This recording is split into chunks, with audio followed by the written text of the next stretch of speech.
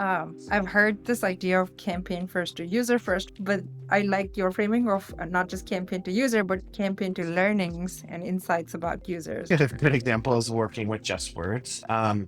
I think one of the bigger insights we've seen is that having segment level copy that is contextualized to each user has really proven to be successful. So instead of a one size fits all, like we're going to test these 5 variants across all users. Adoption is more key than all the innovation that's possible because otherwise tech can only move as fast as you can adopt it. If we weren't using AI, we would be stuck with our one size fits all approach or A/B testing, which would just take a really long time for us to get the learnings and be able to optimize across all of our programs. Do you think users will expect emails to be written by AI or they wouldn't know? Hello, everyone. Welcome back to the AI Marketer Podcast. I'm Neha Mittal, founder of Just Words, and we're back again with real stories, real results, and no fluff. Today, I'm very excited to welcome our special guest, Josh Mack, who's running Lifecycle Marketing at Thumbtack. Josh brings over 2 decades of experience energizing marketing in companies like Uber, TripAdvisor, and Thumbtack. And at Thumbtack, I personally know that he's doing really transformative work across life cycle, building a growth engine, designing very personalized marketing strategies that are fueled by AI. So, Josh, I know you've been quietly building some of these game changing personalization strategies at Thumbtack. Let's start with a little bit of an intro and tell us more about yourself and what you're working on. I'm the director of Lifecycle Marketing here at Thumbtack. And we're really working on driving customer retention. Like, how do we get more users to do more things with us? So we've been trying to find ways to personalize our experience, be more relevant, be more contextual, basically sending the right message to the right user at the right time. So kind of life cycle 101. Yeah, amazing. What's the boldest idea you think you've chased that's paid off today? I would say not just related to Thumbtack, I would say over my career, some of the boldest things we've chased and what I really get my teams to focus on is shifting from a campaign first mindset to a learning first mindset. Instead of asking, what's the next email we're going to send? We ask, what's the next insight we can generate that helps us serve customers better to help unlock growth? And that shift has really changed everything about the ways we think and really helping identify growth levers that we can scale. I love that. I've heard this idea of campaign first to user first all the time, but I like your framing of not just campaign to user, but campaign to learnings and insights about users. And so you know how to take the next steps. Yes, we've been spending a lot of time testing new ideas, testing new things. A lot of things don't work, but sometimes they do. And once we find those winners, like how do we optimize them, make them smarter, and start scaling and automating them? So that has been like a key success formula for us, Sure. not only at Thumbtack, but throughout my career. Very interesting. Do you have an example in mind that you tried and learned from it and then tried again? And We have been doing a lot of testing on different surfaces. So landing experiences, in-app surfaces. I think the biggest surprise to me is in-app surfaces. I would have thought that they would be much more impactful from people that are looking at our marketing communications and they're not opted into push, they're not opted in email.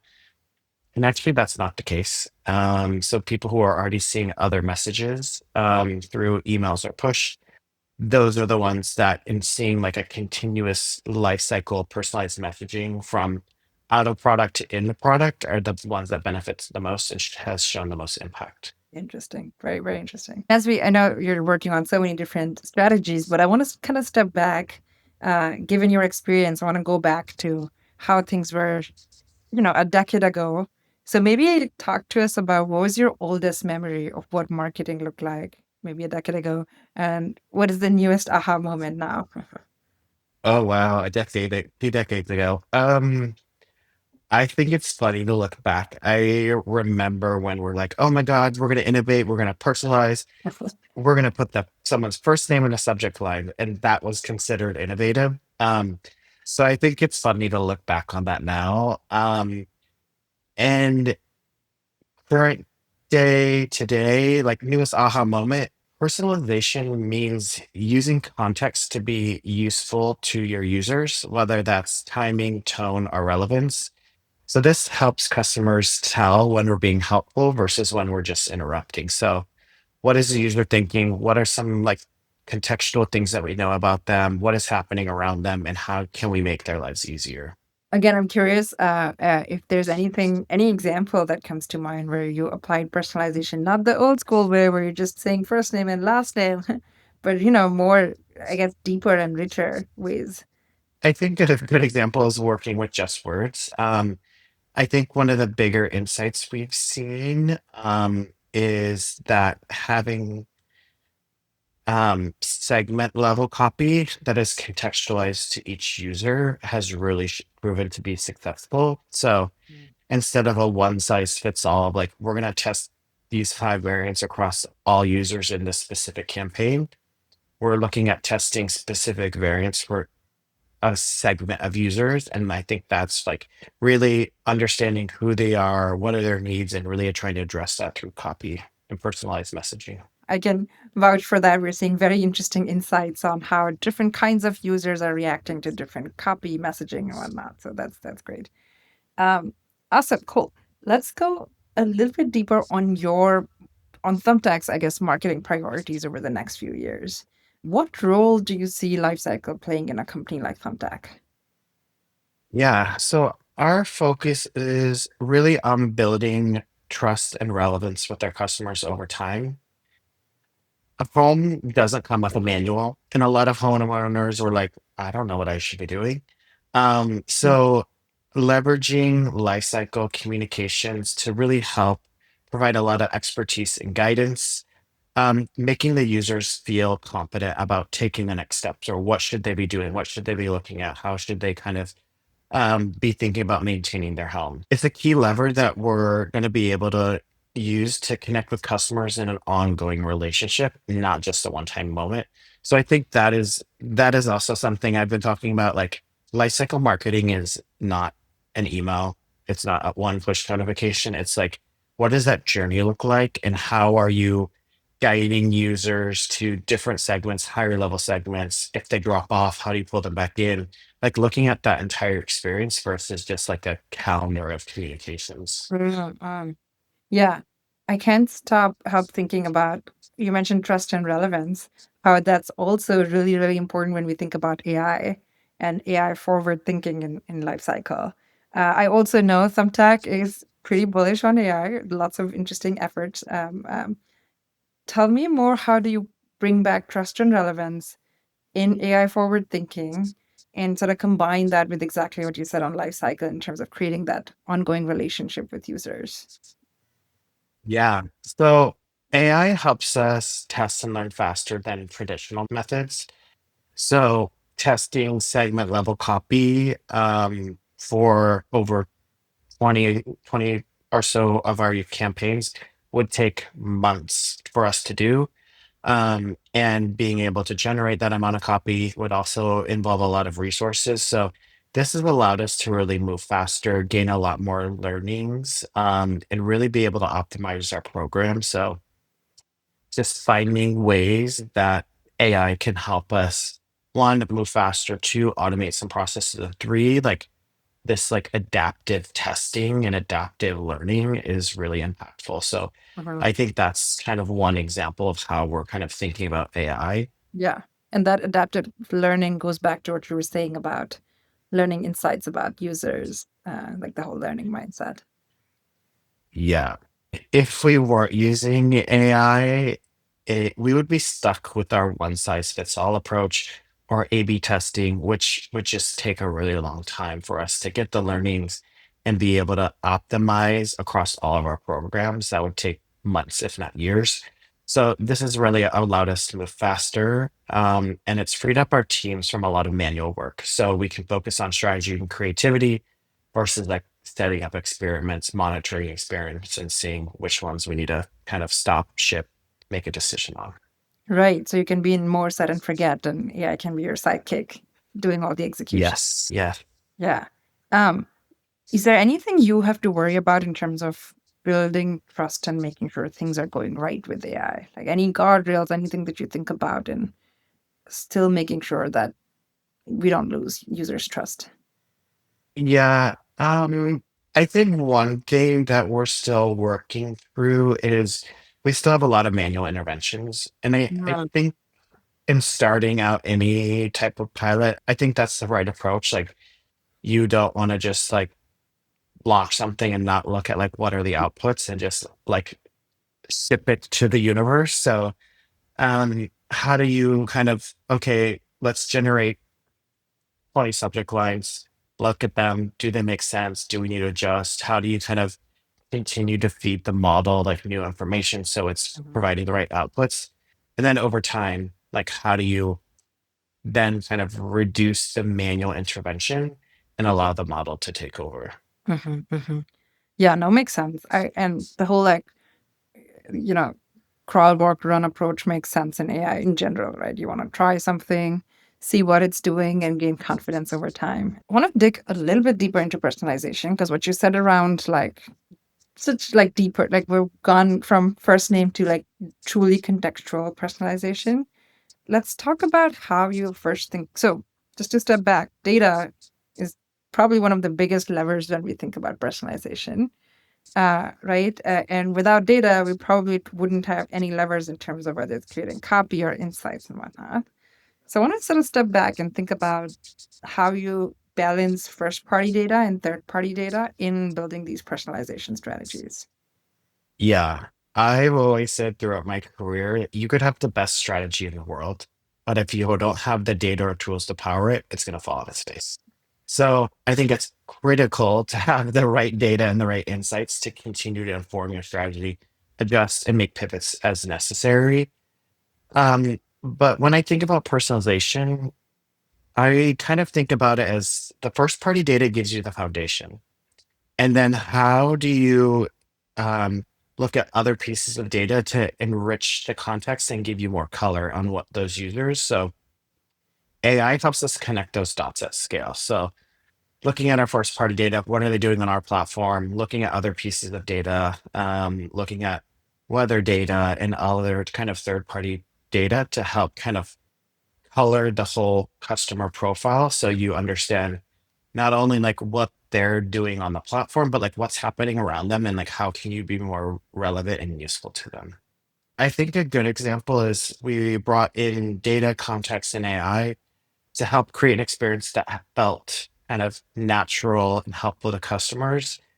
A lot of companies are now thinking about how to use contextual signals like seasonality or weather to make their messaging more relevant.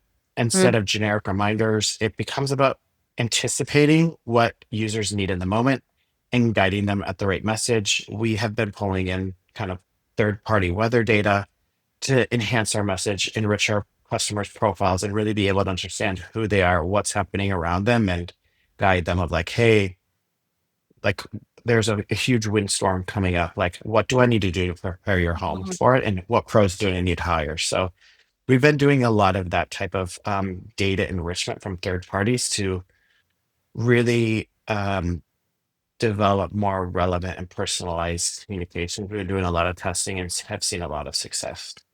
Yeah, no. And I remember how we were talking, I think at some point we were talking about sunny weather, but sunny could be really bad for a hot place, but very, very good for a freezing environment. And so getting the exactly what you said on like getting the user's context on and then combining that weather data, which is more external data, stitching those two together can be a lot better sort of messaging. Yeah, that's one thing we're currently thinking about.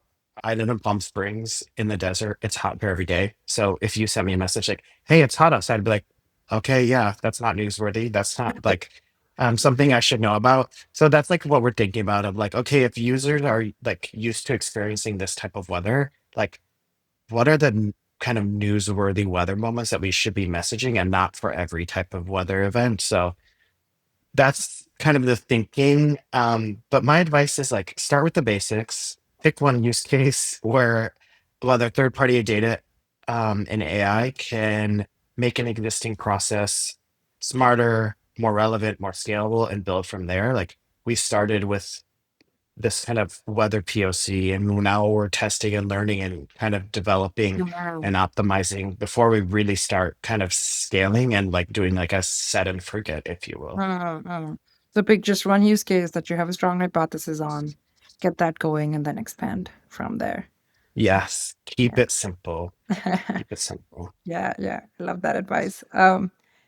Cool. So on one side, this all sounds very nice. AI is, helping us move fast, to get into personalization in ways that we couldn't in the past. Uh, I'm sure there are challenges hidden in some of these things that we're doing in scaling personalization. Talk to us about what does not work today and where the things that you have to do to make things work. Uh, Yeah.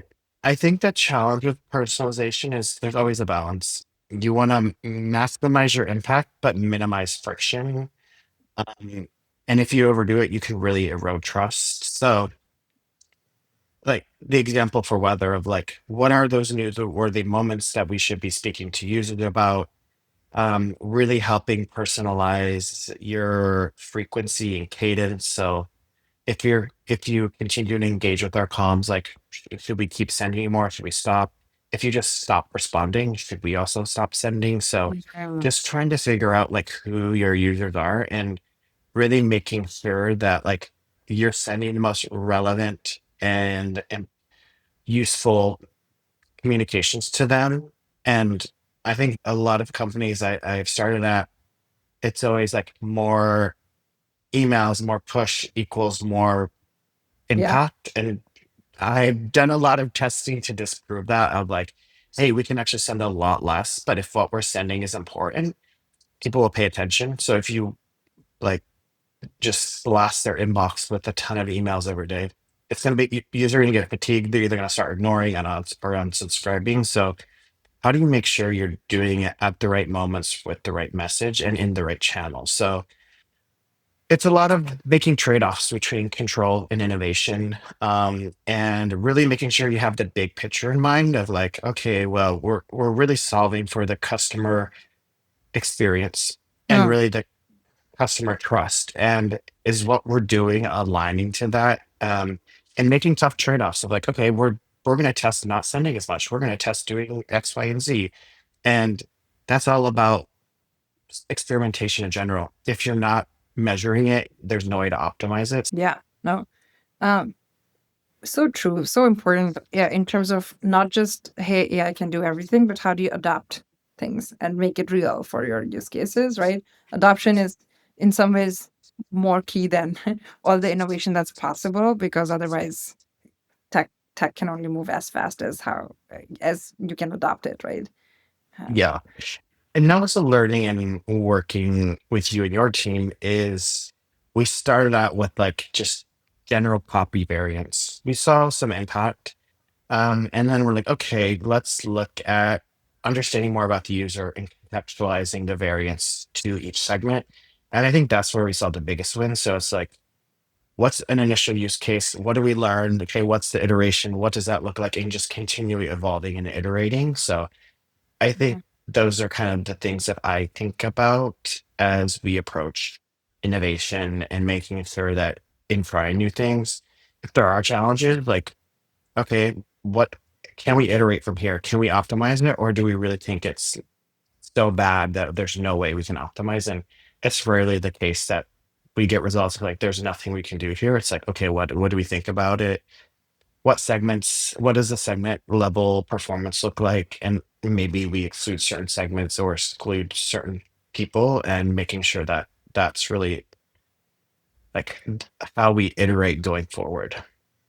And now that you mentioned it, I love how we like started with super simple, let's try copy, and then we were looking at engagement rates, if you remember, right? And then we said, no, let's push the boundary a little bit and see how much does it impact our downstream KPIs. Then we said, let's push it further, do more user level segmentation. Then we took it two steps further. So I that's also a really good example of how we started very small and then evolved over time. Right? Yes. Test, learn, fail fast, iterate, optimize. Yeah, I love that.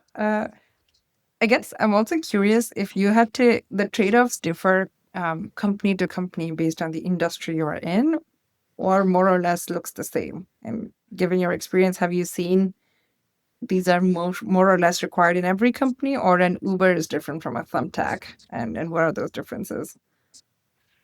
I've seen the same challenges across personalization and life cycle across many industries from, yeah, marketplaces to retail to travel. So, yeah, it, as much as companies think they're super special and like Snowflake, like the end user and like the way life cycle works, it's pretty similar across industries.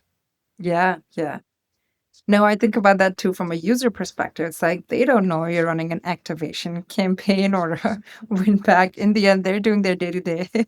And if it's relevant to them, they're going to click into your email. Otherwise, they won't. Yeah. Okay, really good stuff. Want to move to our next section, which is hot takes. So this is all about bold Oh boy. predictions. Anything that you feel that you think is going to be true, no right or wrong here. So yeah, I'm just going to ask you some questions and see what your thoughts are.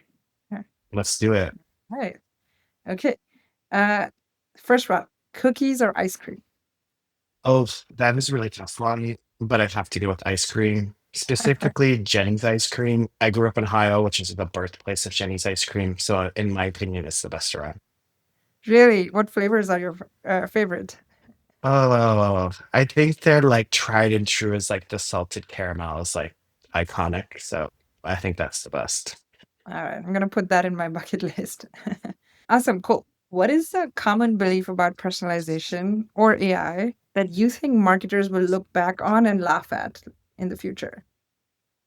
Kind of touched on this a bit earlier. I think we're going to look back and laugh at how much time we spent manually reviewing every single variant message and making sure it's on brand tone within specific guidance and guidelines. Right now, marketers, AI is relatively new, which understandably we want to continue to keep tight control of our messaging, and that makes sense. But it slows everything down. And I think in a few years, I don't even think it will be a debate. Our models will be advancing so quickly that they'll be able to generate, test, refine our messaging within brand guardrails automatically instead of obsessing over manual reviews. We'll be focusing Gotcha. on more of strategy and outcomes than like what in the copy look like. Yeah, yeah. And so I think you said something interesting about manual reviews. You think those would go away? I think so. I think everyone's comfort level with AI is like, oh, should we be doing this? Should we not? So I don't think if you went around and asked every marketer, I don't think you get the same answers. For a lot of people, it feels warm and fuzzy. For other people, you're like, whoa, I would never even try that. So we have a ways Yeah, to go, but I think we'll get there. yeah. And this reminds me of a different question. Sorry to deviate from our hot takes, but another hot take question. Do you think users will expect emails to be written by AI, or or they wouldn't know? I don't think AI will write the emails. I think AI will help determine what goes in those emails. Gotcha. Modular blocks and being like, okay, we want to reactivate these users. What should we send them? And having like specific blocks and being like, okay, well, we know that they did this, and then we know that they live here, and we know like this other piece of third party data, like if you have like this modular template, like what's the right recipe for that specific user. I don't foresee it like writing like long form email content. It could, but I don't think users are looking to spend more than 5 seconds on an email, and I think reading long form content in an email is probably not affected. Yeah, no, all of this makes sense. Yeah. And I like how you differentiate it. It's not that they'd write the emails, they would decide what goes into the email. Yeah. Yeah. Yeah, I think that will definitely be the direction that lifecycle email marketing takes in the future. Yeah, yeah. Wow, amazing. All right, another one. Measurements or personalization. And you have to pick one. Which one do you think is a larger pain? I think the bigger pain point, and I'm sure you can attest to this, Tim, working with us, is measurement. Because without good measurement, you're just guessing what works. We are trying so many new things, and we want to make sure we identify like, what's the true impact, and how does it vary by users, and how do we start thinking about scaling? And we spent a lot of time on measurement and impact, and I I wouldn't say it's a pain. I think it's just more time consuming to really dig into the data and really understand how do you take the data to a key insight, and across functions, across teams, people think about it very differently, and making sure you start with a common framework or common understanding of like how to look at measurement for a specific channel. Basically, what you're saying is measurement is the foundation. How would you know if Yes. personalization is working for you if you don't solve measurements? Uh, and while personalization might bring you growth wins and revenue wins, the foundations are still measuring if you're getting Yeah. those wins. Because you could launch really sophisticated personalization. If you're not measuring it, you could, if you're investing tons of time in that sophistication, is it working? Yes or no? Without the right measures, it's hard to say. So you don't understand what's the return you're getting from investing so much time and resources into a specific capability. Last one. What's a big bet you think more marketers should be taking right now? Oh man, big bet that marketers should be taking right now. I would say invest in building a learning agenda, and the Hmm. teams who learn are the ones that will win the fastest. I was talking to someone at Thumbtack the other day about this of like, think about it as a paid channel. So as in paid channels, you have like your core channels that like drive impact. And Mhm. then you always want to be testing like what are the new things, what are the emerging things to help kind of raise the water line for your specific channel. So you're not overly like you're diversifying your portfolio. So trying new things, testing new things. So I think having a key learning agenda on like emerging things and saying, hey, in 2025, we want to learn, does this drive impact? Does this drive impact? Very Or well. does this drive impact? So rather than just keep on A B testing of your existing programs, like how do you innovate? What are the new channels, the new capabilities that can really enhance and make your program better? And that reminds me something you said about balance. How do you balance the two? So learning and innovating versus doubling down on what's working. I would hope that most lifecycle programs are mostly automated. So, Mm. like, not that you're setting and forgetting them, but like continue to invest in optimizing those. You can continue to optimize these key programs, but what are the new things that are going to leverage the growth so you can continue to drive impact for your business? So Mhm. Mhm. I would focus more on the learning agenda, and that I think that's where teams get a lot of excitement about it. Awesome. Cool. Let's wrap it up. So for marketers and sort of AI enthusiasts listening, uh, and if they want to start building personalization, more enriched user profiles, where do you think they should start? Keep it simple, like I mentioned. But if you're just starting out, I think a lot of companies think of AI or personalization as a tech problem, but we should be thinking about it as a customer experience problem. And what would make this moment more useful to the customer? Start there and Mhm. then use AI and personalization to scale. Because at the end Mhm. of the day, personalization isn't driving, it's not about driving more clicks. At least at Thumbtack, it's about building trust through relevance. And that's what creates long term growth. So really make sure you're delivering the right message to the right user in the right channel and really providing them value and something that's useful. I love that. And as much as we say, hey, we're thinking about the user, I see a lot of times there's new things that OpenAI is shipping, or you're hearing about AI all the time. And you're right, we end up thinking about it as a tech problem and tech innovation. But if we can keep, just be aware of that and then switch our mindset to what is it that the customer wants to see and then attack it with I think we'll build better products. Yeah. Because I think at the end of the day, AI can help you solve some of the customer problems faster, easier. I think if you start it from like this is like a technical problem, I think you are missing the bigger opportunity. Love it. And really good note to end the conversation with. So, Josh, thank you so much for sharing your perspective, giving us a window into the work you're doing here at Thumbtack. For our listeners, the big takeaway was that personalization, like you said, isn't about first names, clicks. It's really about enriching the entire customer journey with relevance, with context, and I guess most importantly, trust. And that's what should bring real growth levers. And truly, truly resonated with what you said about the learning mindset as well. Um, thank you. And yeah, if you enjoyed this conversation, follow us and share it with someone who you think is ready to get practical about using AI in marketing. I'm Neha, and I'll see you next time with more real stories like this one, real results, and no fluff. Thank you.